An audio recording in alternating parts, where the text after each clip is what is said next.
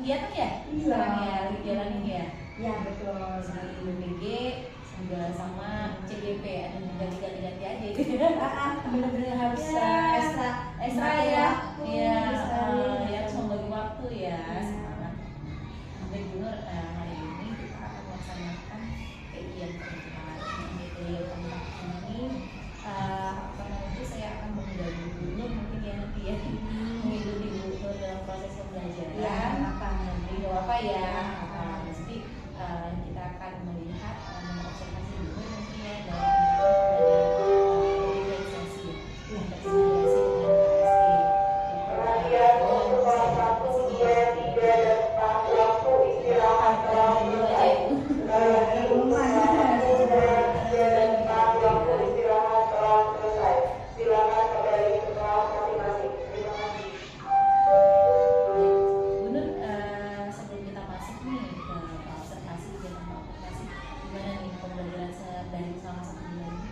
Untuk pembelajaran dari sebelumnya sih alhamdulillah lancar ya. Karena mungkin teman-teman udah terbiasa ya. Pada dasarnya kan mungkin di pertama, kedua ya aku masih semangat walaupun ada jeda-jeda lelah juga gitu kan, tapi dengan Bismillah dengan itikat niat baik jalani dan sekarang sudah terbiasa seperti itu. Keren lah pokoknya bisa mengatur dua kegiatan sekaligus gitu ya. Yang penting jaga kesehatan, penting ya, benar ya. Baik, Bu Nur, kita akan mulai ke observasi.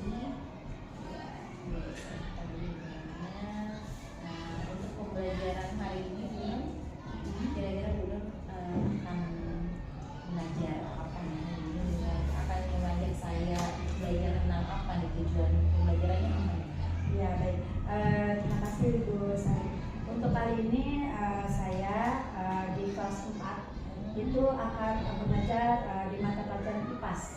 Ya, nah di pelajaran IPAS itu saya akan membuka dan mengajarkan siswa saya, murid saya itu dengan pelajaran fotosintesis.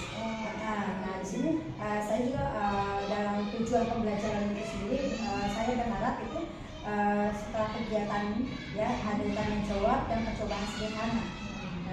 Dan murid juga mampu mendeskripsikan kebutuhan tumbuhan untuk melakukan proses fotosintesis. Jadi siswa dapat mendeskripsikan kebutuhan tumbuhan, untuk melakukan proses fotosintesis serta hasil dari fotosintesis dengan benang. Terus yang kedua di sini saya berharap dalam kegiatan diskusi murid mampu memahami dampak prosesnya dalam proses fotosintesis dan mengaitkannya dengan pentingnya menjaga tumbuhan di bumi dengan benar. Dia saling bisa mengetahui bahwasanya kita hidup di dunia ini butuh sekali dengan adanya tumbuhan. Mengajarkan siswa cinta lingkungan ya, karena kita hidup mereka gitu ya.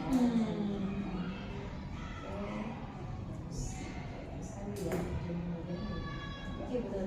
Dalam proses pembelajaran ini tentunya benar akan ada area-area yang akan dikembangkan, mungkin dari peserta didiknya atau dari guru sendiri.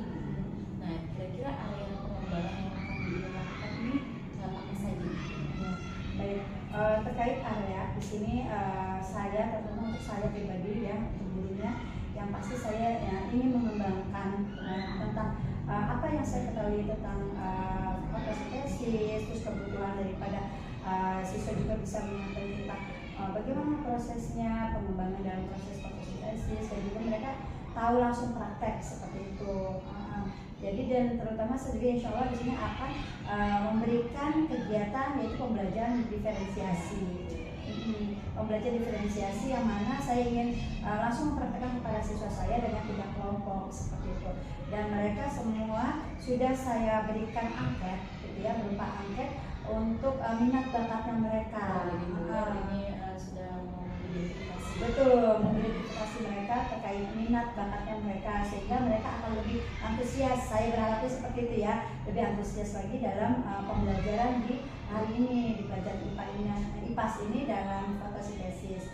Seperti itu di saya ya, untuk pembelajaran menggunakan pembelajaran diferensiasi. Sedangkan untuk siswa tersebut, untuk muridnya saya berharap mereka lebih bisa mengeksplor gitu kemampuan mereka, lalu perubahan dalam belajar gitu. Jadi sehingga mereka tidak monoton gitu ya Bu Stadi ya dalam pembelajaran tersebut. Mereka semakin semangat gitu loh. Contoh ini dengan ini ya kemampuan bernalar kritis sudah pasti ya. Dengan bernalar kritis sehingga mereka yang mungkin yang memiliki kemampuan yang menggambar gitu kan, mereka mungkin bisa dengan cara menjelaskan dengan gambar yang dia miliki seperti itu.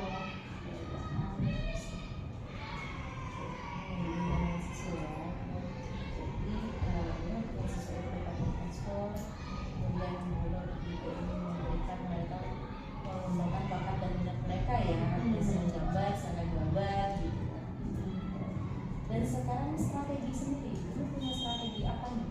Tadi kan sudah skill nih saya mau secara pribadi ini mengembangkan pembelajaran diferensiasi.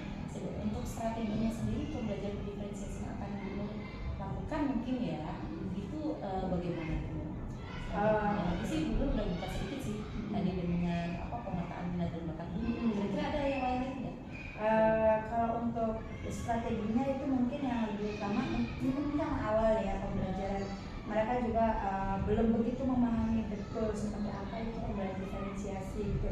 Biasanya mereka kan diberikan dengan soal yang sama rata gitu kan, tapi ini dengan berbeda mereka kesiapan mental juga, karena nanti setelah mereka diskusi mereka ada kesempatan untuk presentasi dari apa yang kita pelajari, apakah mereka memahami dari apa yang saya jelaskan atau mereka pelajari seperti itu. Dan untuk mungkin ya tadi area pengembangannya, Gubernur kalau saya lihat RPP-nya Gubernur itu saya baca Gubernur itu ada terkait juga dengan kompetensi sosial emosional. Iya, juga mungkin ini juga area pengembangan dari Gubernur juga ya. Untuk strateginya sendiri Gubernur ke siswa itu seperti apa untuk biar mereka kompetensi sosial emosionalnya itu juga ada. Iya, terkadang kan siswa itu suka pemalu ya kan, pemalu, terus mereka juga ketika temannya maju gitu kan, maju ke depan, suka ada yang namanya kayak semacam adik gitu kan, nggak bisa bagaimana. Nah di sini juga kan untuk mental, terutama ya mental dan sosial emosional ini juga kan mereka untuk bisa berani tampil aja seperti itu, maju ke depan, mereka bertanggung jawab dengan tugas-tugas yang mereka asalkan. Mungkin pembagian fokus mereka kan anak-anak SD kan terkadang kalau belajar kan lari sana lari sini. Iya. Untuk membagikan fokusnya itu benar apa ini? Kalau saya sih di awal pembelajaran biasanya suka ada kesepakatan kelas. Jadi ada kesepakatan kelas, jika ingin bertanya silakan untuk uji tangan seperti itu. Jika ingin izin keluar juga sama dengan menggunakan bahasa mereka. Dan ketika ada guru sedang menjalankan tidak boleh tumpang di pertengahan penjelasan seperti itu. Jadi kesepakatan yang kita sudah jalani gitu di awal. Terus kesepakatan kelas, saya akan memberikan apa lagi biar anak-anak ini antusias. Pasti saya akan ngasih kayak trik-trik ya seperti nyanyian, gitu, kayak alat laga, gitu ya. betul, SPT, pasti. Itu udah harus kayaknya harus ya kalau anak SD ya. Apalagi yang di dalam pembelajaran spesies kan banyak ya lagu-lagu gitu kan atau video-video yang lain. Itu kelihatannya sangat menarik sekali. Dan sajikan, saya jadi tidak sabar nih untuk Gubernur ke dalam kelas, dan silakan Gubernur laksanakan sesuai dengan perencanaan yang telah Gubernur buat. Jadi saya akan mengikuti Gubernur tidak usah pulang karena anggap saja saya tidak ada di situ. Hanya saya cuma ikut belajar sama Gubernur, hanya melaksanakan. Nah, nanti setelah observasi kita akan kembali lagi ke sini, kita akan merefleksi apa yang telah dalam proses pembelajaran ya, bagaimana kegiatan proses pembelajaran yang telah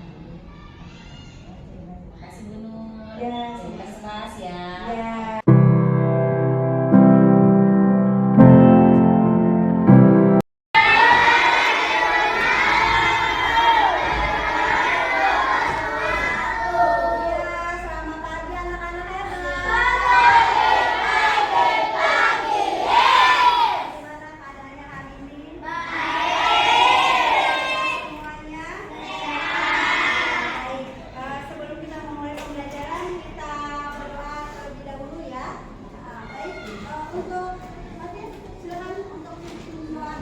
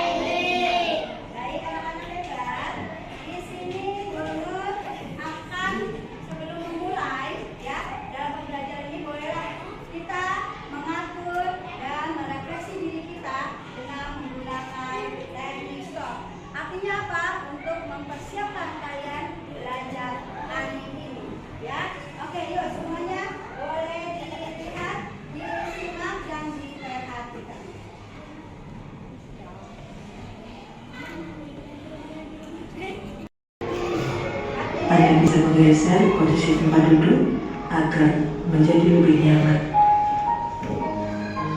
Cobalah untuk duduk tidak membungkuk, tetap tegak, tetapi kedua bahu rileks.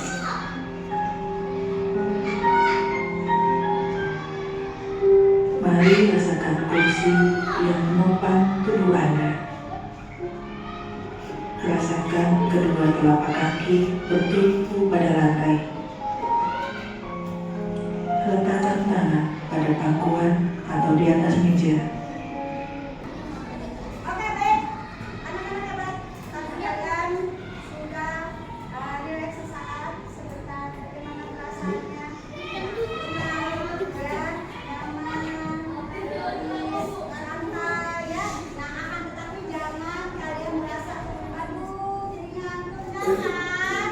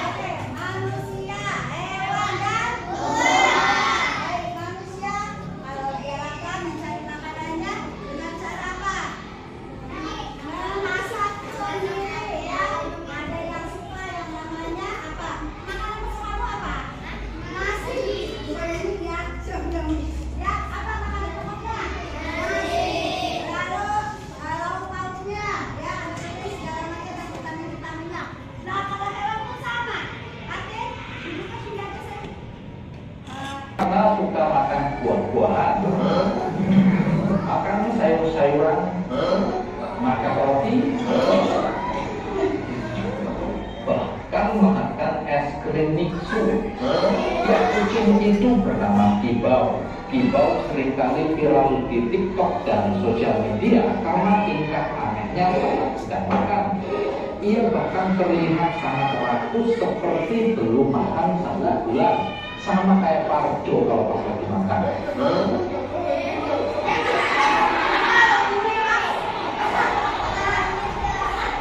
Wah, keterlaluan sih kamu. Ini kayak makan jadi apa gampang. Kan malu gua jadinya. Sudah terlanjur saya upload, Dok. Nah, inilah dia momen ketika si kucing rakus sedang makan. Hidup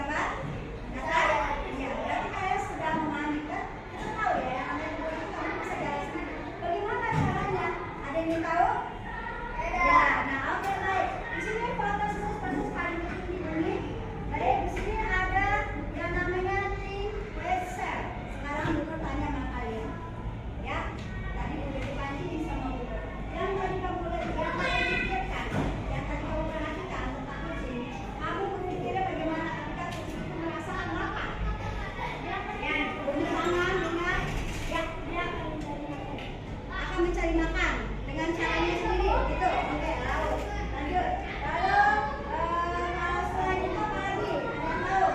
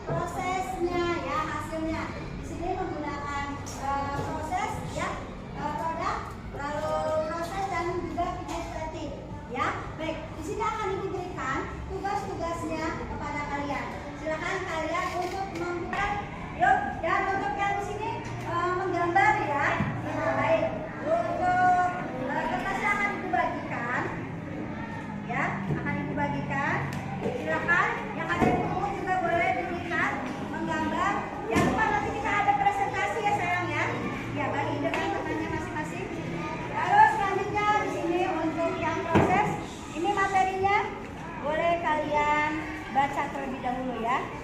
Oke, silakan dibagi dengan teman yang lainnya. Silakan ditulis di sini untuk hasilnya. Ya, yuk silakan. Selanjutnya untuk yang tim inisiatif belajar ya. Oke. Silakan. Ini untuk kertasnya. Oke.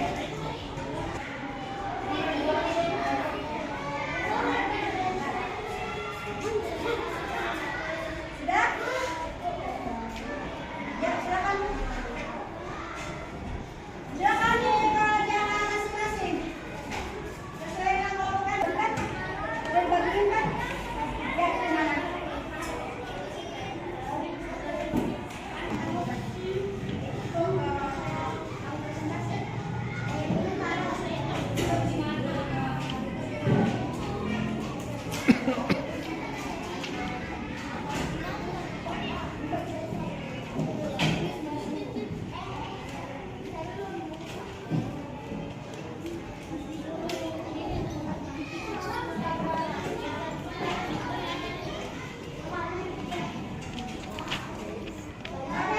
Untuk grup sini belum ya?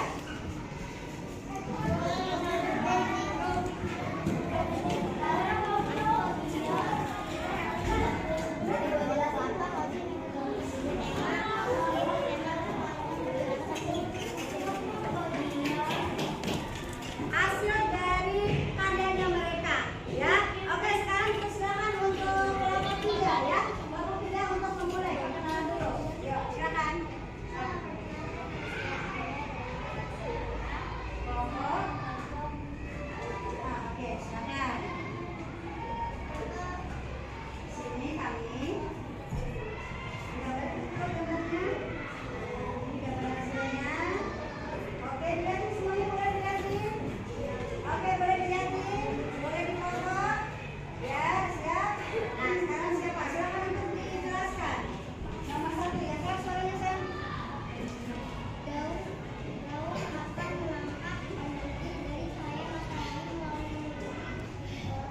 Ya, lanjut. Nomor 2. Lihat ke kamera.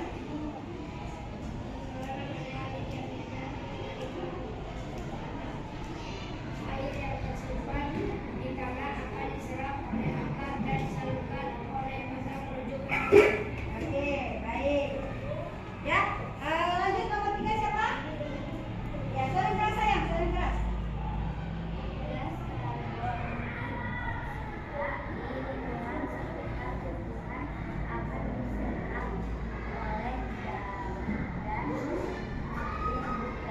Oke, baik. Terus selanjutnya kelompok aura, kelompok 2.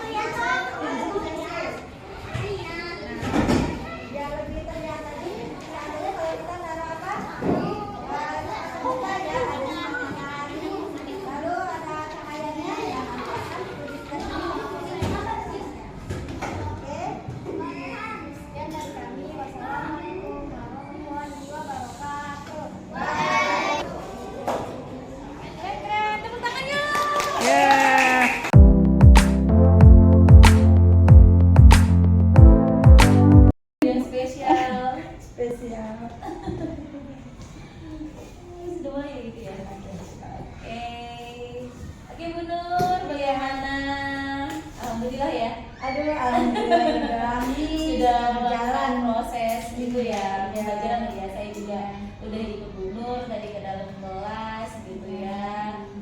Aduh, saya lihat anak-anak murid Bu Nur ini sangat antusias sekali ya, gitu ya. Masya Allah. Terima kasih. Semangat pokoknya Bu Nur lah, Iya. gitu ya. Oke Bu Nur, kita di sini nanti lagi observasi.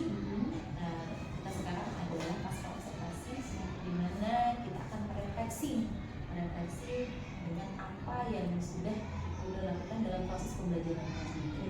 Dan nanti setelah refleksi Bu Nur akan mencari tindak lanjut dari hasil refleksi yang akan kita lakukan. Oke, siap ya Bu Nur ya? Insya Allah. Tenang aja. Saya emang nggak nanyanya nggak dalam-dalam. Dalam gitu ya. Oke Bu Nur, dari ketika saya observasi ada catatan sedikit yang saya catat untuk Bu Nur mungkin ke depannya ya.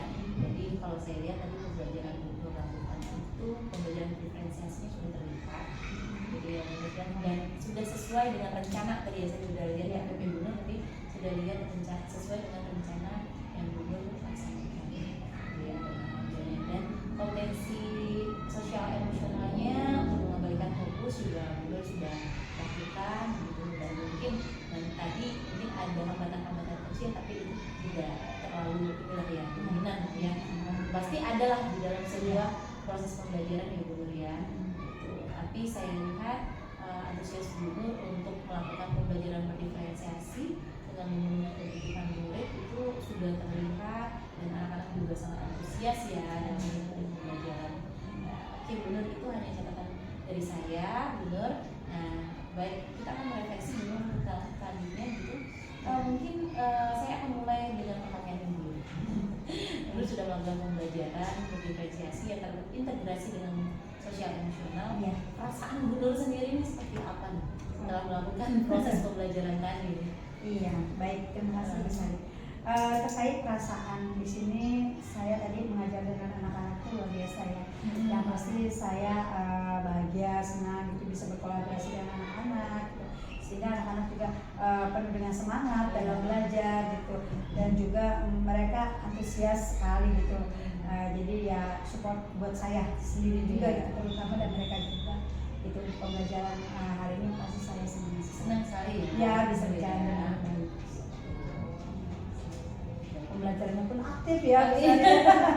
Ya, sama anak-anak ya. Iya, SD ya. betul. Oke, saya sih baru ditempatkan di SD juga jadinya mungkin agak kaget juga ya antara perbedaan antara SD dan SMP. Ternyata kalau SD itu keaktifannya mudah dimunculkan gitu ya. Ya, tapi juga perlu ini juga dari kita ya. Sama-sama ya. Oke Bu Nur, dan Bu Nur pastinya di setiap pembelajaran, proses pembelajaran itu pastinya ada kendala, kemudian hambatan, apalagi dalam sebuah perencanaan Bu Nur ya, perencanaan kemudian masuk ke proses tadi ya, proses pembelajaran. Kira-kira nih Bu Nur, yang Bu Nur tadi yang harus Bu Nur rasakan setelah pembelajaran ini. Nah sekarang adakah kendala dan hambatan yang Bu Nur temui ketika Bu Nur melakukan pembelajaran berdiferensiasi yang juga terintegrasi dengan KSI? Oke. Kalau untuk kendala dan hambatan ya misalnya, artinya gini, kalau untuk kendala memang di sini buat saya mungkin terkendala dari segi waktu, ya, dari segi waktu. Kenapa? Karena di dalam pembuatan modul ajar itu kan pasti berbeda dengan yang seperti biasa. Mungkin yang menurut saya ya besar ya. Jadi kalau diferensiasi itu kan ada yang namanya dalam pembuatan modul ajar itu memang ada pemetaan yang harus kita bagi gitu setiap siswa gitu. Karena kan kita sebelum pembelajaran itu kan pasti kan kita harus mengetahui dulu terlebih dahulu anak-anak ini penempatannya di mana gitu kan, apakah di proses ataupun di kinestetik gitu. Jadi itu semua saya harus bisa mengatur gitu untuk memang sih sudah ada pembuatannya itu sudah ada, akan tapi tetap berbeda aja gitu menurut saya gitu ya. Lalu kalau untuk hambatan itu sudah pasti karena kebetulan kelas saya itu kan ada anak yang inklusi ada anak yang inklusi gitu, sehingga ada anak inklusi yang mungkin lebih banyak tuh pendiam gitu kan, ada anak yang mungkin berbeda gitu. Nah sesuatu itu yang jadi tantangan gitu buat saya gitu. hambatan buat saya gitu. Karena kan mereka memiliki potensi yang berbeda, seperti dengan anak-anak yang reguler yang lainnya seperti itu. Jadi mau nggak mau mungkin disitulah untuk penempatannya gitu pas di mana seperti apa. Artinya yang inklusi tadi itu mendapatkan perlakuan yang berbeda ya. Ya. Sistem penilaian selama ini juga seperti itu ya. Ya, karena kan dia memiliki KTP yang berbeda gitu kan. Jadi kita tidak menyamaratakan seperti mereka. Contoh kalau anak inklusi itu kan, maaf mungkin dia daya pikirnya tidak seperti anak yang sudah mengerti dan memahami cara membaca. Gitu. Kalau anak bisa itu kan berbedanya apa, dia memang benar-benar masih bisa dibilang tingkatan masih usia dini. Itu jadi tantangan ya. Iya, terutama dari sikap itu. Sikap, akhlaknya, perilaku gitu kan ya, butuh dengan perjuangan lah kita lakukan. Ya saya yakin sih betul bisa. Mudah-mudahan insyaallah. Ya, oke. Dan benar selama proses pembelajaran itu respon murid yang dirasakan seperti apa? Untuk respon saya lihat ya tadi ya, untuk murid itu kayaknya mereka antusias sekali gitu ya, antusias itu sama mungkin seperti saya dalam mengajar gitu ya, senang, bahagia gitu responnya. Dan juga yang pasti mereka apa ya, pelajar saya itu aktif gitu ya, muncul, bernalar kritis gitu kan, terus aktif, terutama juga terus mereka juga bisa berkolaborasi dengan teman sejawat. Saya juga lihat dulu mencantumkan di situ ada pembelajaran kooperatif ya. Iya betul. Saya juga lihat. Oke.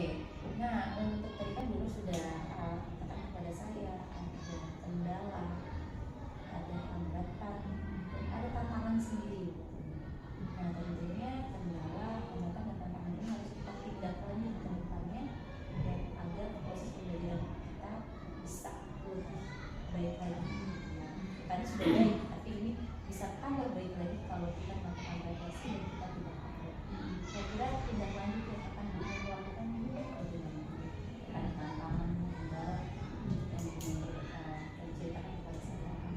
Baik, untuk saya pribadi tindak lanjut yang akan saya lakukan yang pasti terkait waktu gitu. Saya kita dan pandai untuk mengatur waktu gitu untuk pembuatan modul ajar yang akan saya jalani gitu ya terhadap anak-anak, terhadap murid terutama, karena saya lihat memang pembelajaran diferensiasi ini itu sangat membuat mereka lebih antusias ya dalam belajar gitu kan, karena mungkin sesuai dengan minat dan bakatnya mereka gitu ya. Nah itu. Lalu kalau untuk yang lainnya itu yaitu pembelajaran yang bisa menyenangkan gitu kan, sehingga siswa atau murid itu menjadi lebih tertantang seperti itu. Lalu kalau untuk yang hambatan tadi yang inklusi gitu ya, yang pasti di sini saya akan menyesuaikan dengan kompetensi yang dimiliki. Oke. Jadi menyesuaikan ya. Iya. Bapak agak repot sedikit, tapi kita dapat memberikan pembelajaran sesuai dengan kebutuhan murid ya. Iya betul sekali pesan. Dan kerja mulia nih bener. Iya benar sekali sih ya. Oke bener. Nanti kita ada LK yang selanjutnya, yaitu bener akan menuliskan pengembangan ya kalau nggak salah.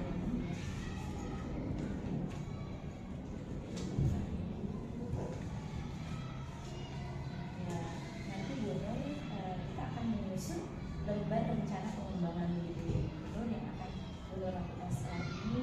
Mungkin nanti apa hambatan itu kita masukkan ke sini, bagaimana cara kita mencapainya dan ukuran keberhasilan seperti apa. Mungkin selain pembelajaran berdiferensiasi ada yang ingin belajar pengembangan.